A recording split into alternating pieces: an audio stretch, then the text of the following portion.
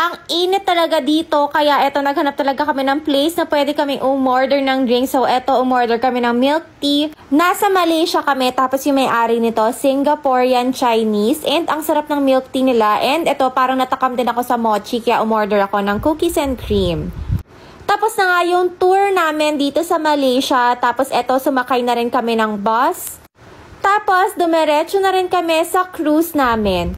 Actually, pwede ka pang mag-ikot-ikot dyan, pero kami, babalik na kami sa loob kasi si Avery naghahabol ng oras at gusto raw mag-swimming. So, eto sa mga nagtatanong, yes, pagka may tour sa labas, pwede kayong hindi sumama, pwede rin kayong sumama. Ito nga pala yung view outside our room. Balcony room yung kinuha namin.